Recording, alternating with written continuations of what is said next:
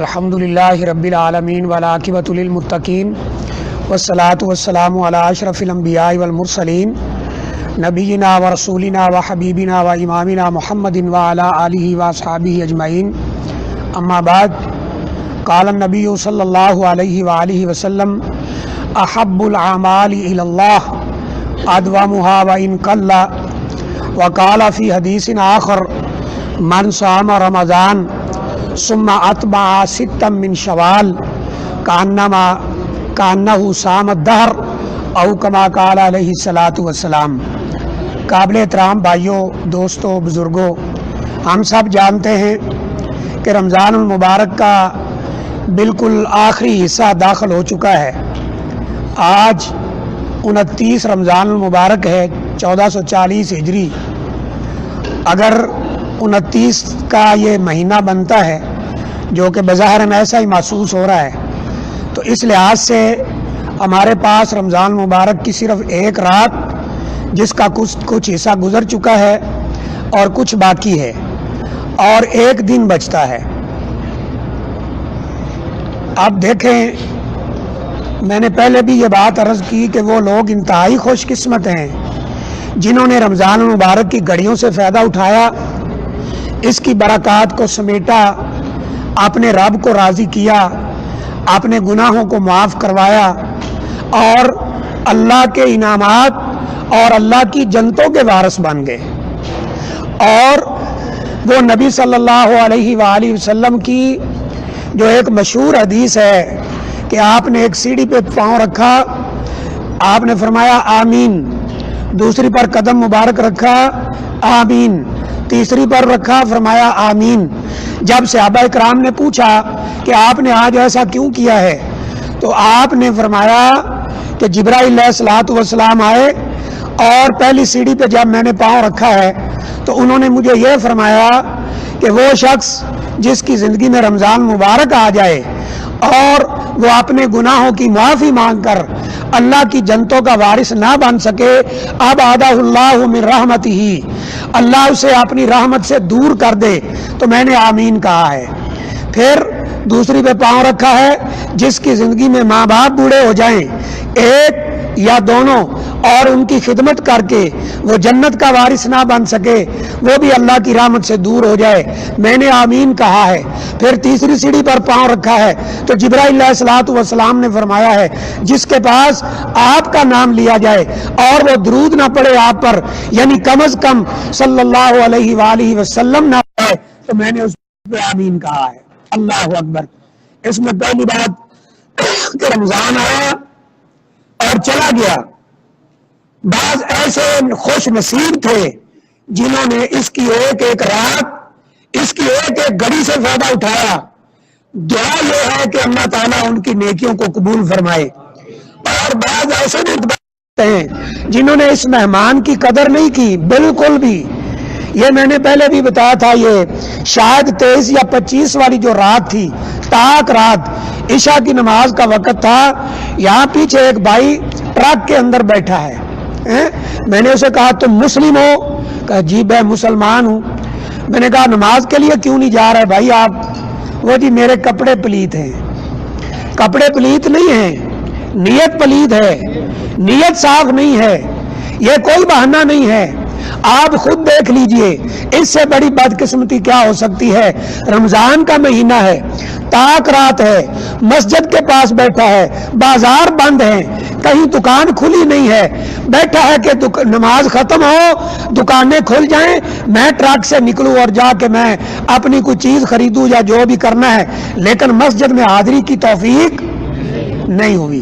اللہ تعالی کا شکر ادا کرے میرے بھائیوں، جو ہم جیسے گناہ گاروں کو یہ توفیق دے دیتا ہے کہ یہ سارے بھائی ہم لوگ مسجد کے اندر حاضر ہو جاتے ہیں۔ یہ بڑی بات ہے، اللہ قبول فرمائے، یہ دعا کرنا چاہیے۔ اب ہم جانتے ہیں رمضان ختم ہو رہا ہے، نبی صلی اللہ علیہ وسلم کا فرمان سنیے۔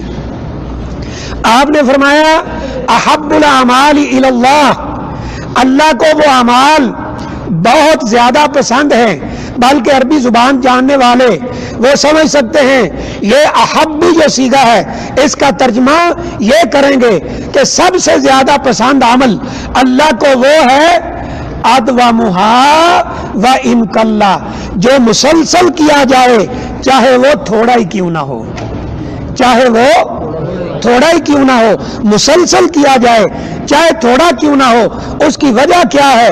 اگر آپ مسلسل عمل کرتے ہیں چاہے تھوڑا کرتے رہتے ہیں تو ایک وقت آئے گا کہ انشاءاللہ آپ نتیجے پر پہنچ جائیں گے۔ اس کی مثال لے لیں، رمضان شروع ہوا ہے، بعض بھائیوں نے جوش میں آ کر رمضان آ گیا جی، جوش آیا ماشاءاللہ، پہلے ہی دن 2 سپارے 3 سپارے 4 سپارے پڑھ دیے، اگلا دن آیا جوش تھوڑا سا کم ہو گیا، 4 کی بجائے 3 2 1 اور پھر کچھ بھی نہیں۔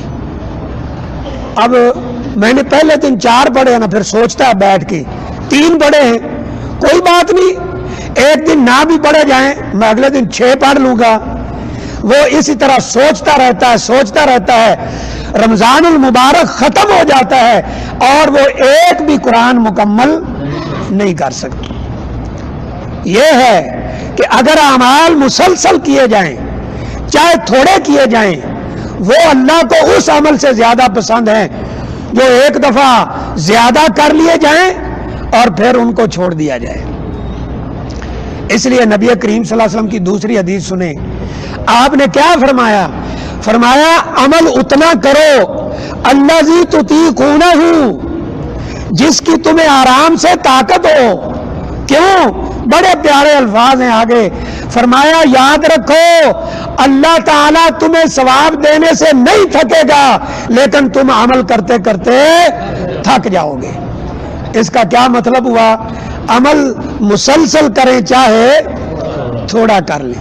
اردو کا ایک شعر ہے بڑا پیارا، ایسے اچھے شعر یاد کرنے چاہیے، گندے شعر نہیں یاد کرنے چاہیے، اور گانے یاد نہیں کرنے چاہیے۔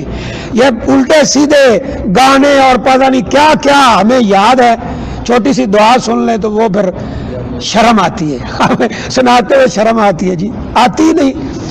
دیکھیں اردو میں شاعر کیا کہتا ہے، گر پتھر پہ پانی پڑے متصل، ٹھیک ہے میں بعد میں سمجھا دیتا ہوں جو بھائی اردو اچھی نہیں جانتے کیونکہ 2-3 ملکوں کے لوگ بیٹھتے ہیں۔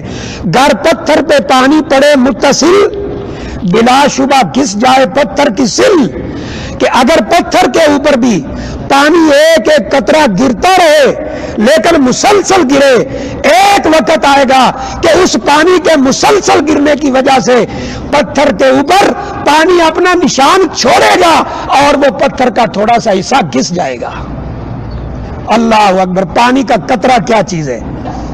آپ نے دیکھا ہوگا مسجدوں کے اندر یہ سنگ مرمر لگا ہے، ٹھیک ہے نا، پتھر لگا ہے، جہاں وہ پانی وضو کے لیے نل لگے ہیں، ٹوٹیاں لگی ہیں، اس میں تھوڑا تھوڑا پانی گرتا رہتا ہے، یا کم از کم جب وضو کیا جاتا ہے تب گرتا ہے۔ حالانکہ جب ہم وضو کرتے ہیں ہاتھ دھوتے ہیں پانی ادھر ادھر گر جاتا ہے، ہاتھ پیچھے اٹھاتے ہیں پیچھے کرتے ہیں پانی اپنی ایک ہی جگہ پہ گرنا شروع ہو جاتا ہے۔ آپ نے دیکھا ہوگا وہاں نشان پڑا ہوتا ہے کہ نہیں پڑا ہوتا؟ تو اس لیے عمل مسلسل کرنے ہیں۔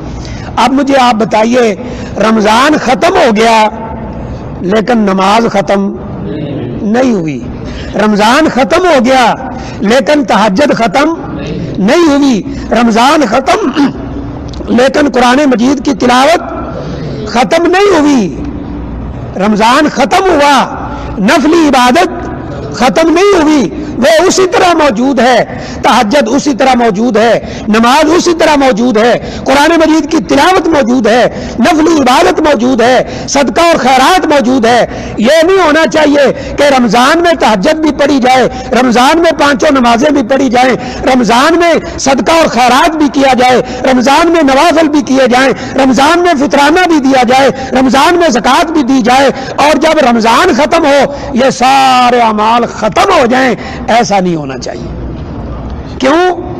کہ احب الاعمال الی اللہ ادومھا وان قل، اللہ کے ہاں محبوب ترین اعمال وہ ہیں جو مسلسل کیے جائیں اگرچہ وہ تھوڑے ہی کیوں نہ ہوں۔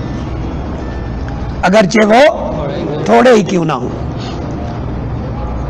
یہ سمجھانے کے لیے نا ہمارے یہاں اردو کی ایک کتاب میں کہانی ہوا کرتی تھی، پتہ نہیں اب ہے کہ نہیں، کچھوا اور خرگوش. کچھوا اور خرگوش. اس میں کیا لکھا تھا؟ خرگوش اور کچھوا مقابلہ کرتے ہیں دوڑ کا، یعنی مقابلہ کرنا ہے. سمجھانے کے لیے ہے یہ بات. اب کچھوا آپ کو پتا ہے آہستہ آہستہ چلتا ہے، خرگوش بڑی تیز چھلانگ، کتے سے نہیں پکڑا جاتا، شکاری کتے پکڑتے ہیں ان کو تھکا دیتا ہے. تو اس خرگوش نے چھلانگیں ماری، وہ دور نکل گیا.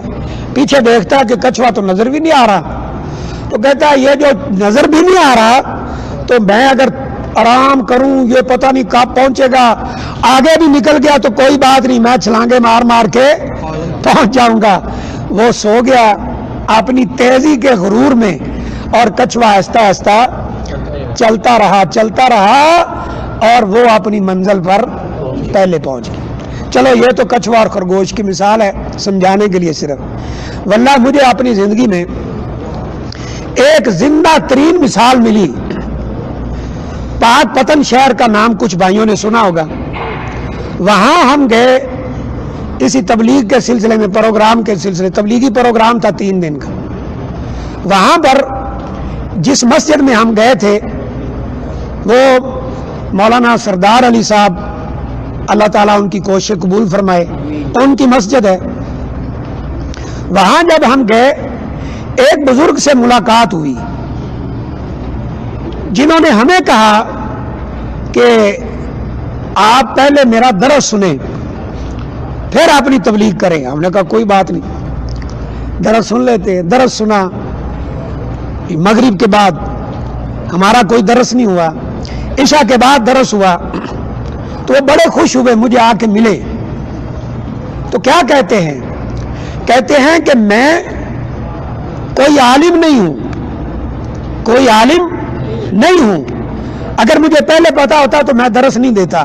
میں نے کہا کوئی بات نہیں.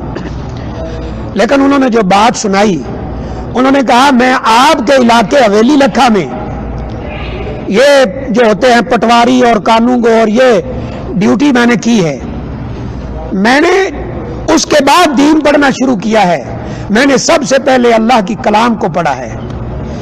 کہتے ہیں میں ایک آیت کریمہ، ایک کا ترجمہ صرف روزانہ پڑھتا تھا، آیت لمبی ہو یا چھوٹی ہو، ایک آیت کریمہ کا ترجمہ تشریح سمجھتا تھا کہ قرآن کیا کہہ رہا ہے. 10 سالوں کے اندر میں نے پورا قرآن مجید مکمل اسی طرح پڑھا ہے. پھر اگلی بات کہتے ہیں جب مجھے دین کی سمجھ آئی، عبدالشکور ان کا نام تھا، مجھے ابھی تک یاد ہے، بہت سال ہو گئے ہیں. کہتے ہیں میں نے اپنے دل میں کہا عبدالشکور یہ جو قرآن تو نے پڑھا ہے اب تیرے اوپر فرض ہے کہ یہ لوگوں کو پڑھاؤ، ان کو بتاؤ. کہا اس مسجد کے اندر آج آپ آئے ہیں تو آج پورے 10 سال ہو رہے ہیں، آج 10 سالوں میں ہمارا قرآن مجید مکمل ہوا ہے. ایک ایک آیت پڑھ کر، ایک آیت. اب آپ خود سوچ سکتے ہیں اگر ہم ہمت کریں اور روزانہ ایک پارہ پڑھے تو کتنے مہینوں میں قرآن ختم ہو جائے گا؟ ختم سے مراد مکمل، ہاں جی 1 مہینے میں. چلو جی آدھا پڑھ لیں 2 مہینے میں، کم از کم آدھا تو پڑھنا چاہیے نا. 2 مہینوں میں ختم ہو جائے گا. چلو جی کم سے کم لگا لیں، ربع پڑھ لیں جسے ہمارے ہاں پاؤ کہتے ہیں، تو پھر بھی 4 مہینوں میں قرآن مکمل ہو جائے گی. لیکن اگر ہم یہ سوچتے رہیں کہ کل شروع کریں گے، پرسوں شروع کریں گے، تو اس طرح کچھ بھی ہو سکتا. اس لیے کہتے ہیں آج کا کام کل پر مت چھوڑو. ایک مثال ذرا حدیث سے لے لیں. نبی اکرم صلی اللہ علیہ وسلم نے فرمایا من قرأ آیت الکرسی دبر کل صلاۃ الفریدہ، بعض میں المکتوبہ، لا یمنعہ من دخول الجنۃ الا الموت. جس شخص نے اپنی زندگی میں یہ عمل رکھا کہ ہر فرض نماز کے بعد یہ قرآن مجید کی سب سے بڑی، سب سے عظمت والی آیت کریمہ آیت الکرسی ہے، فرمایا جس نے ہر نماز کے بعد آیت الکرسی کی تلاوت کی، آیت الکرسی پڑھتا رہا، اس کو جنت میں داخل ہونے سے اگر کوئی چیز روک سکتی ہے تو وہ موت ہے. موت کے علاوہ جنت میں جانے سے کوئی چیز روک سکتی نہیں. یہ کیوں ہے؟ چھوٹا سا عمل ہے کہ نہیں؟ آیت الکرسی پر کتنا ٹائم لگتا ہے؟ 1 منٹ بھی نہیں لگتا، لیکن ہر نماز کے بعد پڑھنا ہے. ذکر اذکار کرے جو مسنون ہے، پھر آیت الکرسی پڑھے ہر نماز کے بعد. اگر کوئی یہ عمل رکھتا ہے تو جو ہی اس کی موت کا وقت آتا ہے وہ جنت میں داخل ہو جاتا ہے انشاءاللہ. بعض بھائی چوپ بیٹھے ہیں کہ مرتے ہی کیسے جنت میں چلا جائے. بالکل سوال پیدا، ہم نے تو کبھی سوال سے روکا ہی نہیں بھائی. ہمارے سننے والے تو درس کے درمیان سوال کر دیتے ہیں، پھر بھی کبھی نہیں روکا. حق ہے بھائی کریں.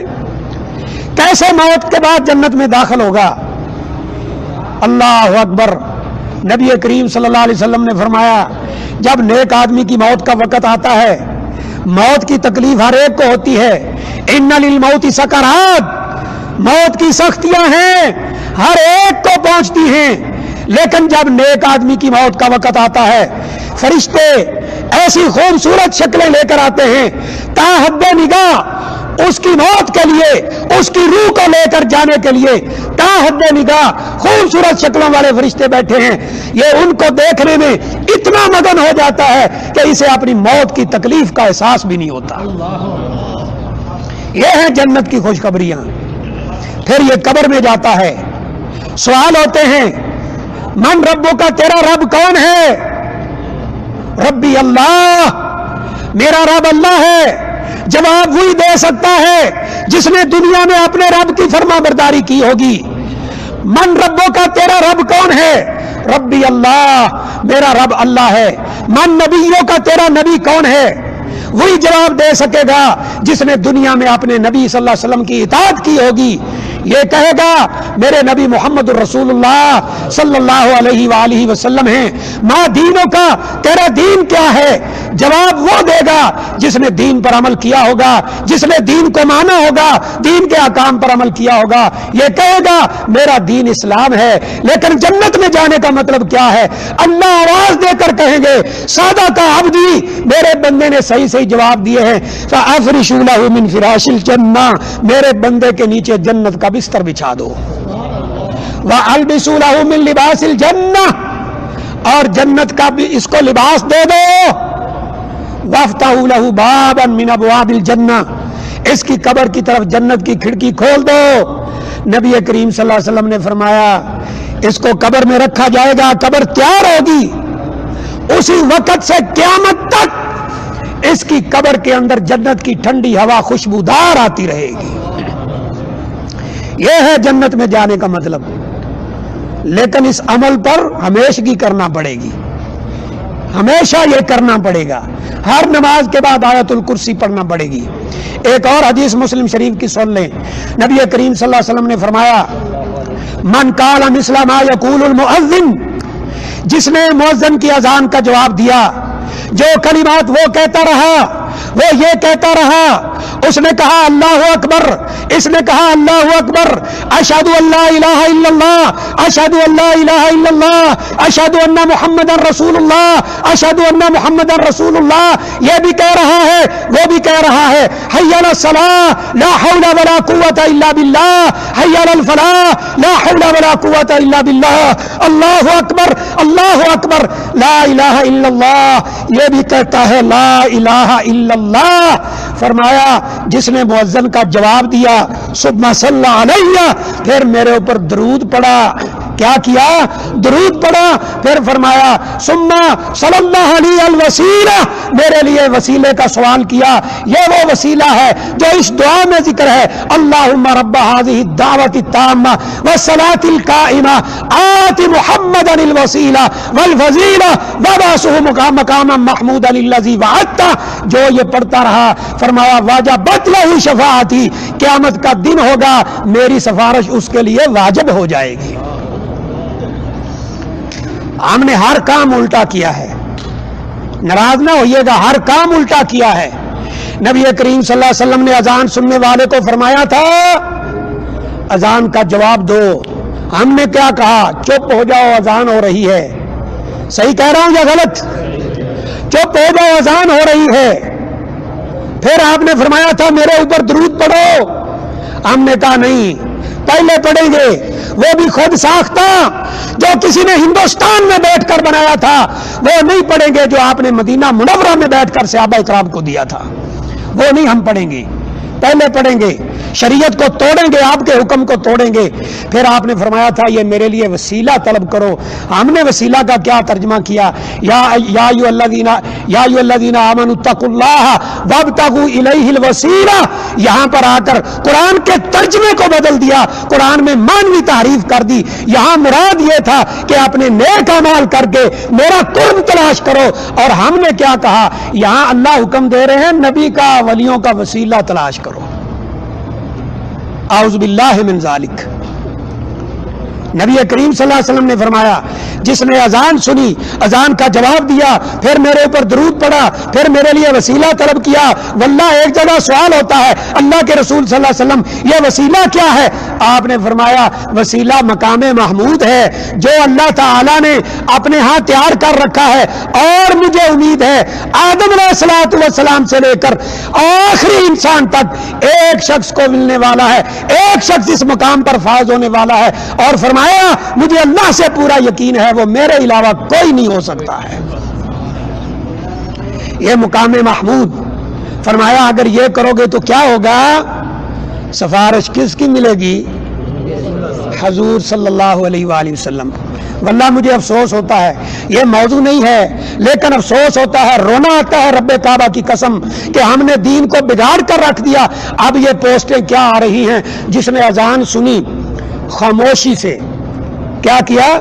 خاموشی سے اذان سنی. اور اوپر کیا لکھا ہے؟ نبی صلی اللہ علیہ وسلم نے فرمایا جس نے اذان خاموشی سے سنی تو اذان کے 1760 حروف ہیں. کتنے جی؟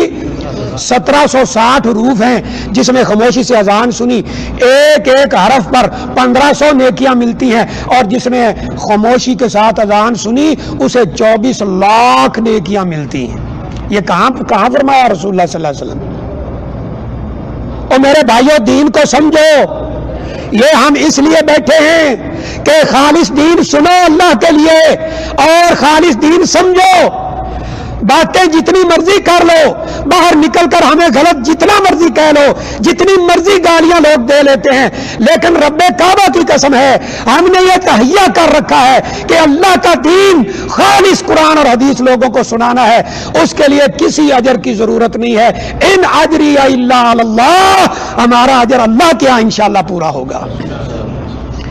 لیکن یہ بھی ہمیں تجربہ ہو رہا ہے کہ ہر سال ہر رمضان میں کچھ نہ کچھ بھائیوں کو اللہ سمجھ دے دیتا ہے. کل میرے پاس ایک بھائی آئے، یا شاید آج عصر کے وقت، نہیں کل کی بات ہے، وہ واللہ پہلے نا یہاں درس ہوتا تھا تو باہر نکل کے یہ جو متوع ہیں نا، متوع ہیں ہمارے ہاں، مولوی درویش مسیتڑ، یہاں متوع، یہ جو متوع ہے نا یہ ہمیں سنتے ہی نہیں، پڑھنے دیتے. یہ درس کو چال پڑھتے ہیں جی. آپ خود بتائیے جو بھائی یہاں آتے ہیں، عام طور پر یہ ہوتا ہے کہ فجر کی نماز پہ کوئی درس نہیں ہوتا. کبھی کوئی ضرورت محسوس ہو فجر پہ بھی درس نہیں ہوتا، زور پہ بھی کوئی نہیں ہوتا، عصر پہ بھی کوئی نہیں ہوتا، صرف مغرب اور عشاء پہ درس ہوتے ہیں، وہ بھی ریگولر روزانہ نہیں ہوتے. اصل پتہ کیا ہے؟ جب انسان کسی کے ساتھ اختلاف رکھتا ہے نا تو اس کی بات بڑی کڑوی لگتی ہے. اب وہ بھائی جو تھا واللہ اس رمضان میں نے محسوس کیا، رمضان سے کچھ پہلے ہی محسوس کر رہا ہوں کہ وہ آتے ہیں، بیٹھتے ہیں، سنتے ہیں بڑی توجہ سے. پھر اللہ نے موقع دیا وہ ہمارے ساتھ عمرے پہ چلے گئے. اب جو ہمارے ساتھ عمرے پہ جاتے ہیں 3 دن تو ہمارے قابو آ جاتے ہیں نا بس کے اندر، یا 2 دن بھاگ تو سکتے نہیں نا، بس سے چھلانگ نہیں لگا سکتے اور کہہ بھی نہیں سکتے مولوی صاحب درس نہ دیں. مکتب کی بات ہوتی، مکتب کا سسٹم ہے. الحمدللہ لوگ سنتے ہیں، بات سب کی بات نہیں کر رہا، بہت سے بھائی شوق سے سنتے ہیں. واللہ ایک دفعہ ہم مکہ مدینہ کا ٹور تھا، درس ہوتے گئے یہ قصیم کے قریب آ کے میں بند کر دیا تو واللہ بھائی کہنے لگ گئے کہ جی تھوڑا سا کچھ اور ہمیں بتا دیں. لیکن بہرحال میں بات کر رہا ہوں، یہ بھائی تھوڑا تھوڑا سننے لگے، پھر وہ عمرے پہ چلے گئے ہمارے ساتھ. شیخ حبیب صاحب تھے دائی، ان کے ساتھ، تو تب سے وہ مستقل درس بھی سن رہے ہیں، کلاسوں میں بھی آتے ہیں، اور آپ خود کہتے ہیں فلاں موضوع پر نماز کے بعد درس دیا کرو۔ اب جب مجھے تسلی ہوگی نا یہ پکے ہو گئے، تو کل میں نے کہا کہ آپ تو درس پہ تھوڑا پریشان ہوا کرتے تھے، کہتے جی میں غلط تھا۔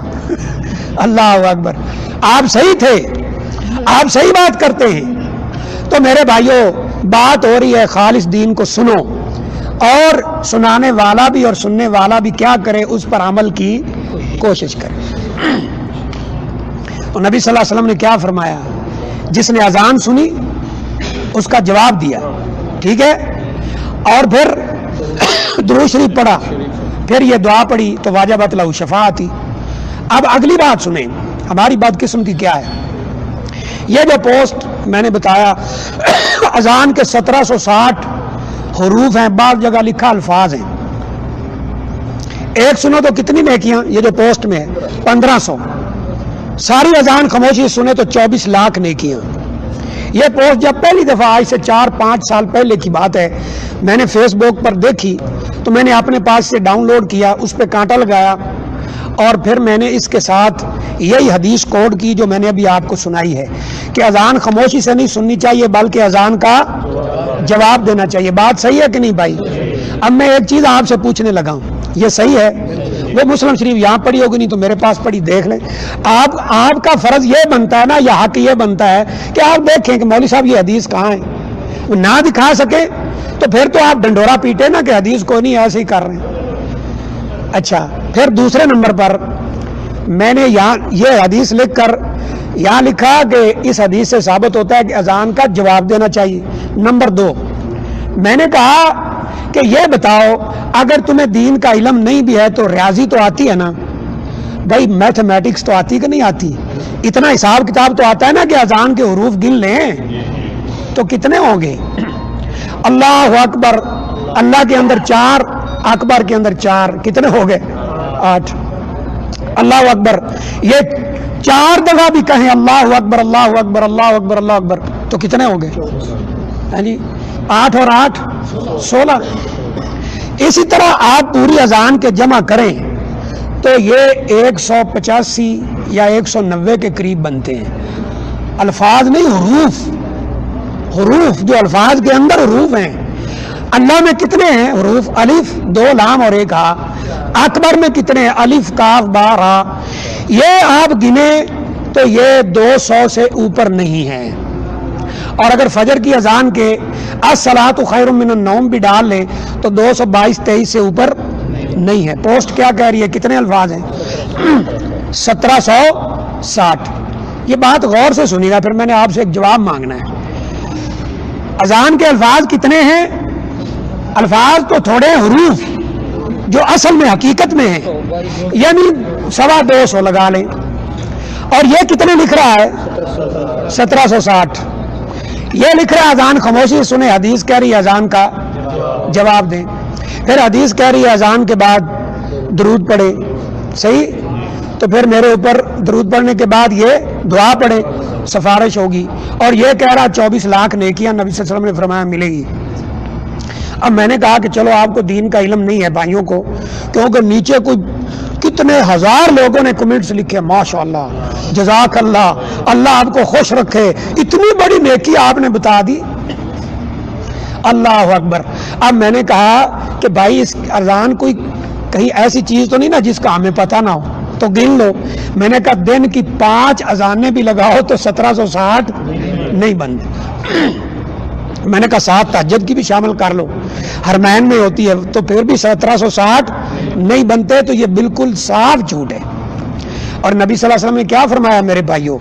من کذب علی متعمدا فلیتبوأ مقعدہ من النار، جس نے میرے اوپر جان بوجھ کے جھوٹ بولا اپنا ٹھکانہ جہنم میں بنا لے۔ اور جس نے یہ پوسٹ بنائی وہ تو اپنا ٹھکانہ بنا رہا ہے جہنم کے اندر، جان بوجھ کے جھوٹ بول رہا ہے۔ اور جو اس کو بغیر سوچے سمجھے آگے شیئر کیے جا رہے، بٹن مارتے شیئر ہو رہی ہے۔ آپ کی فیس بک پر اگر 5000 فرینڈ ہیں تو آپ نے ایک کلک مار دیا تو 5000 لوگوں کے پاس یہ بات چلی گئی، ٹھیک ہے؟ جو بغیر سوچے سمجھے شیئر کیے جا رہے ہیں تو وہ دوسرا فرمان سنیں انشاءاللہ ہماری زبان سے تو یا اللہ کا فرمان سنیں گے یا نبی صلی اللہ علیہ وسلم کی حدیث. کفا بالمرء کذبا ان یحدث بکل ما یسمع. آدمی کے جھوٹا ہونے کے لیے اتنا ہی کافی ہے کہ ہر سنی سنائی بات کو آگے بیان کرتے. اب آپ مجھے بتائیے جتنے بھائی بیٹھے ہو ماشاءاللہ میں آپ سے جواب طلب کرتا ہوں میری بات صحیح تھی یا غلط؟ چلو حدیث کا تو علم نہیں تھا ریاضی تو آتی ہے کہ نہیں؟ اگر تجربہ کرنا ہے تو ابھی کسی کو پیسے پکڑا دینا 10,000 ریال بھائی یہ 15,000 ریال ہے تو پاکستان جا رہا جا کے میرے بھائی کو دے دینا وہ گنے گا. مولوی صاحب 10,000 ہے کرے گا ایسے کہ نہیں؟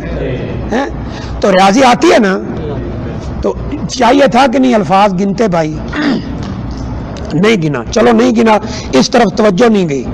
ایک بندے نے آپ کو توجہ دلا دی میں نے اس کی فیس بک پر جا کر میسج میں بھی اور کمنٹس میں بھی یہ اپلوڈ کر دی. اب ہر ایک کے پاس چلی گئی. الحمدللہ چاند بھائیوں کے کمنٹس پڑھ پہ بڑی خوشی ہوئی کہ بھائی اللہ آپ کو جزائے خیر دے. ہم نے واقعی الفاظ گنے تو اتنے ہیں حروف گنے تو اتنے ہیں.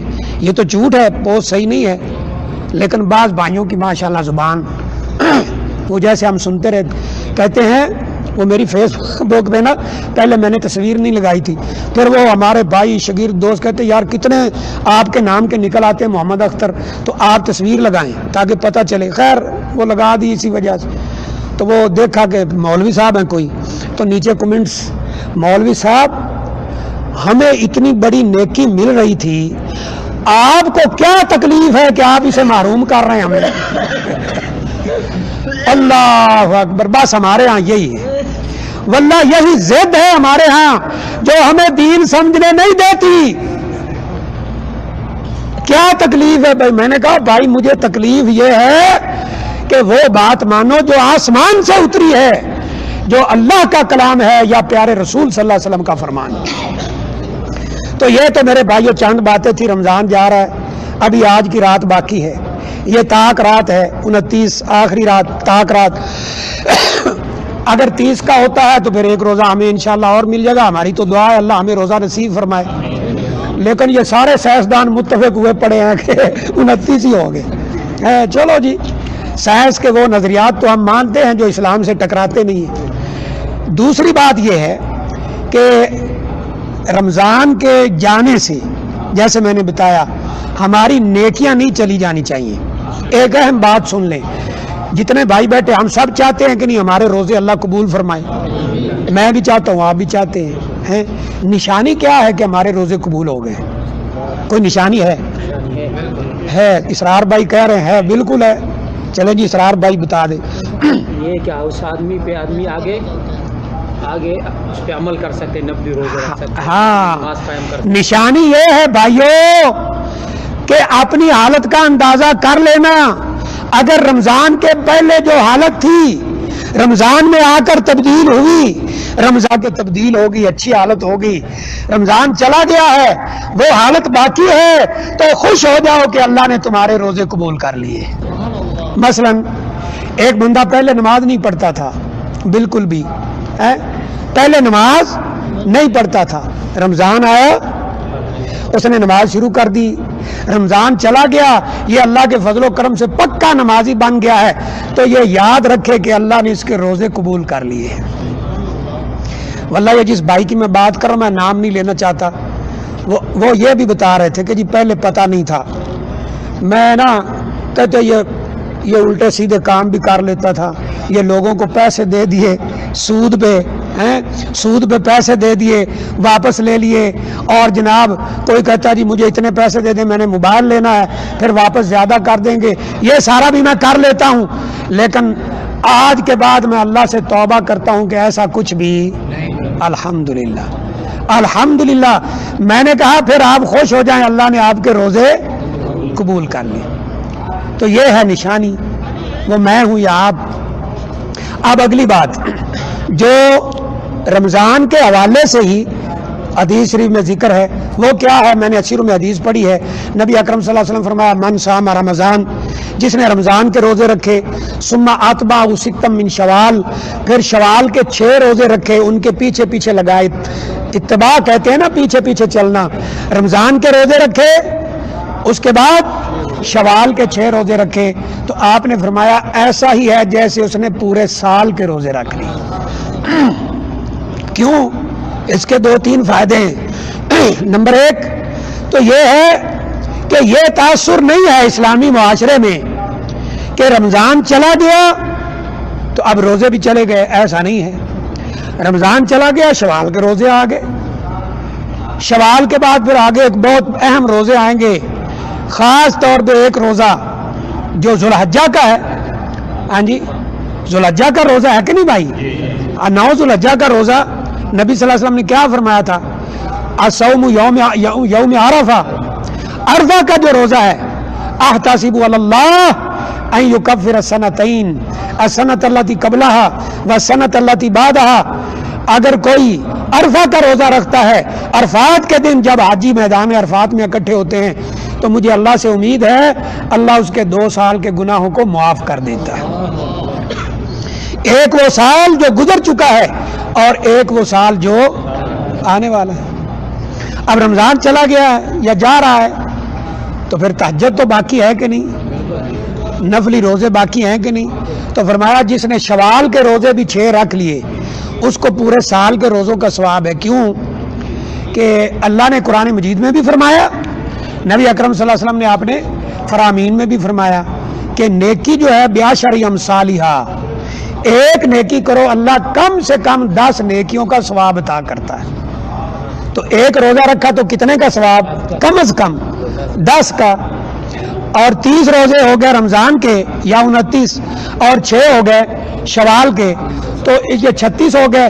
اس کو 10 سے آپ ضرب دیں تو ملٹی پلائی کریں تو کتنا ہو گیا؟ 360. اور اسلامی کیلنڈر میں 360 سے کم ہی دن بنتے ہیں سال کے, 355 دن بنتے. تو ایسے ہی ہے جیسے اس نے پورے سال کے روزے رکھ. پھر رمضان میں ماشاءاللہ صدقات خیرات الحمدللہ وہ بھی ہم نے کیا. تو یہ نہیں ہونا چاہیے کہ رمضان چلا جائے تو ہم اس کے صدقات خیرات سے رک جائیں. زکوٰۃ ہو کسی اور مہینے میں تو وہ بھی دیں. اور میں نے ایک دفعہ عرض کیا تھا, تجربہ کر کے دیکھ لیں, آپ کی تنخواہ تھوڑی ہو یا زیادہ ہو, تھوڑی ہو یا زیادہ ہو, اس میں سے اللہ کا حصہ رکھ دیں, دیکھیں پھر برکت کیسے آتی ہے. وہ میں نے مثال بتائی تھی نا, جنید جمشید صاحب اللہ ان کو جنت میں جگہ دے. کاروبار کہتے ہیں, میں نے خود ان کا انٹرویو سنا ہے, کہتے ہیں میں کاروبار کیا, فلاپ ہو گیا, گانے پہلے گاتا تھا, وہاں بڑے پیسے وہ ایسے ایسے لوگ پھینک رہے ہوتے ہیں. حرام کی کمائی ہوتی, وہ کون سی حلال, جیسے حرام کمایا ہوتا ہے ایسے حرام نکل جاتا ہے. آپ جو بھائی مزدوری کرتے اور حلال کما حلال ہیں, آپ کا دل کرے گا کہ ادھر کوئی کنجر کھڑا ہو اس کے اوپر پھینکے جا, آپ کو کوئی پھینکے, آپ کو کیوں, میں بیوقوف, سارا دن میں نے پسینہ کما کے یہ پیسے کمائے, وہی پھینکے گا نا جس کے حرام کے ہیں.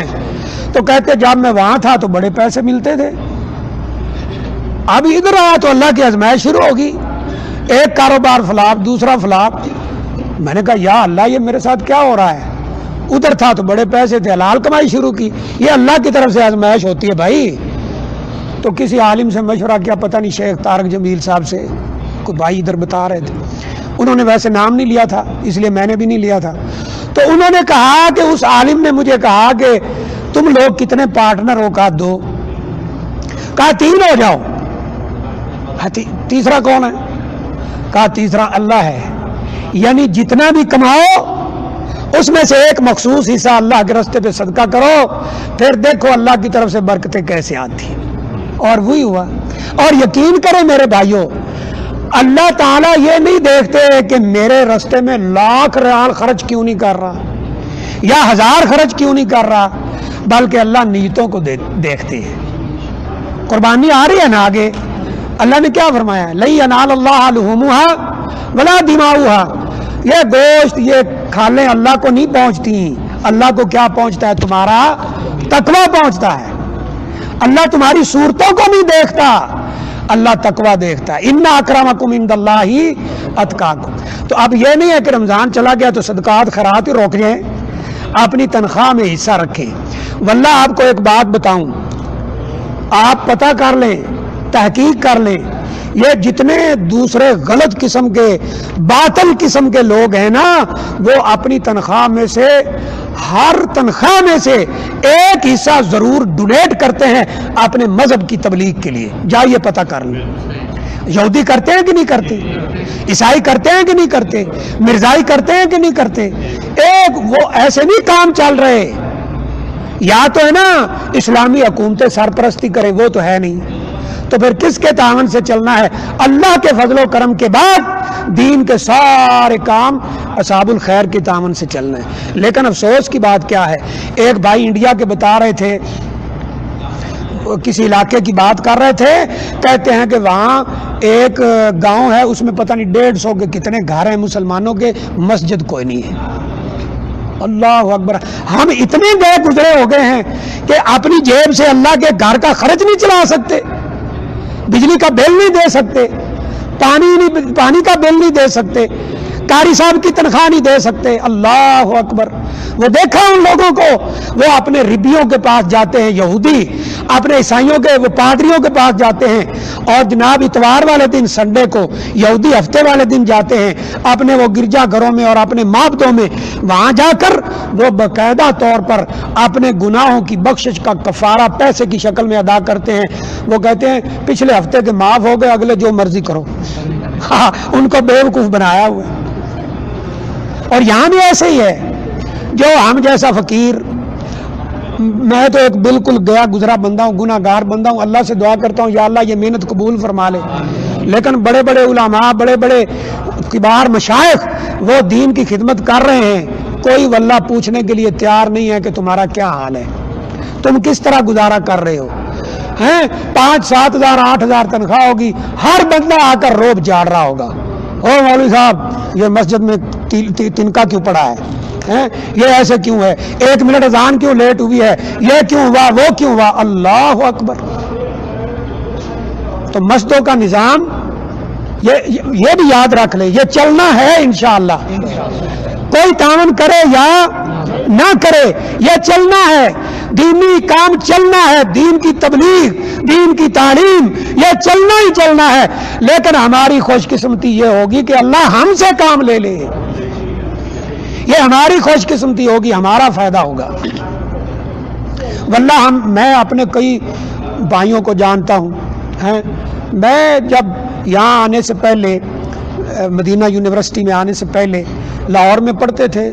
کئی الحمدللہ کئی پروگراموں پہ گئے، کئی جگہ پہ گئے، کئی بھائیوں سے تعارف ہوا، کئی جماعتوں سے ہوا، جماعت تبلیغ، جماعت اسلامی اور جو دیگر جماعتیں یہ وہ. واللہ بعض لوگ ایسے ہیں وہ اپنے علماء کی اتنی خدمت کرتے ہیں کہ ان کو کچھ ضرورت نہیں رہتی. میرے گاؤں کے ایک حافظ صاحب ہیں، غریب سے ہیں، یہ 3ری دفعہ عمرے پہ ابھی آئے ہوئے ہیں. تو پہلی دفعہ جب آئے تو میں نے پوچھا کہ حافظ صاحب آپ کے پاس اتنے وسائل کیسے آ گئے؟ تو غریب آدمی، عمرے پہ ٹھیک ٹھاک خرچ ہوتا ہے. تو کہا جی میرے ایک مقتدی ہیں، انہوں نے مجھے بھیجا ہے، میں ان کے لیے دعائیں کر رہا ہوں الحمدللہ. پھر آ گئے، پھر اب 3ری دفعہ. صحیح ہے، لیکن بعض بیچارے ایسے ہیں کہ ان کو کوئی پوچھنے کے لیے تیار. اس کا مطلب یہ نہیں ہے کہ آپ مجھے پوچھنا شروع کر دیں. میں یہ نہیں کہہ رہا، میں سمجھا رہا ہوں کہ یہ الحمدللہ اللہ نے مجھے کسی کا محتاج نہیں کیا ہے. اور اللہ سے دعا ہے اللہ کسی کو کسی کا محتاج نہ کرے. اللہ اپنی جناب سے رزق حلال عطا فرمائے. اللہم ارزقنا رزقا واسعا حلالا طیبا مبارکا فیہ. اے اللہ اپنی جناب سے بابرکت رزق عطا فرمائے. لیکن میں اوورآل بات کر رہا ہوں. تو یہ میرے بھائی صدقات خیرات ختم نہیں ہونے چاہیے، ٹھیک ہے. اسی طرح بقیہ عبادتیں ختم نہیں ہونی چاہیے. رمضان کے روزے الحمدللہ ہم نے رکھے، بعد میں شوال کے روزے. اور یہ بھی ہے کہ ضروری نہیں ہے کہ آپ 6 کے 6 روزے اکٹھے رکھیں، الگ الگ رکھ سکتے ہیں، اکٹھے رکھ سکتے ہیں، کوئی کسی قسم کا حرج نہیں ہے. ایک سوال اکثر ہوتا ہے، ہماری بہنیں کرتی ہیں، ریکارڈنگ ہو رہی، چلے وہ بھی سن لیں گے. کافی لوگ الحمدللہ سن رہے ہیں یہ پروگرام. تو ہماری بہنوں کے روزے رہ جاتے ہیں بعض دفعہ اس میں رمضان میں ان کے ماہواری کی وجہ سے. اب جب بعد میں شوال کے روزے آتے ہیں تو کیا پہلے سوال ہوتا ہے کہ یہ رکھیں کہ وہ رکھیں، شوال والے رکھیں کہ وہ قضا روزے رکھیں. تو ہم سب سمجھتے ہیں کہ جو روزے فرض ہیں ان کی اہمیت زیادہ ہے. تو وہ زیادہ والے پہلے رکھ لیں. یہ 6 ہیں، کوئی سارا مہینہ تو نہیں رکھنے نا. مثلا کسی عورت نے 5-6 وہ رکھنے، پہلے وہ رکھ لے، یہ بعد میں 5-6 یہ رکھ لے، تو یہ بہتر اور افضل ہے. ویسے قضا روزے جو ہیں وہ اگلا رمضان آنے سے پہلے پہلے رکھ لینے چاہیے. کوئی مسافر ہے اس وجہ سے چھوٹے ہیں، یا کوئی عورت اس وجہ سے چھوٹے ہیں، تو یہ چند مسائل تھے. اللہ تعالیٰ سے دعا کرتا ہوں اللہ مجھے بھی آپ کو عمل کی توفیق عطا فرمائے. وآخر دعوانا الحمدللہ رب العالمین. ہر مہینے 3 روزہ کے بارے میں جو ہے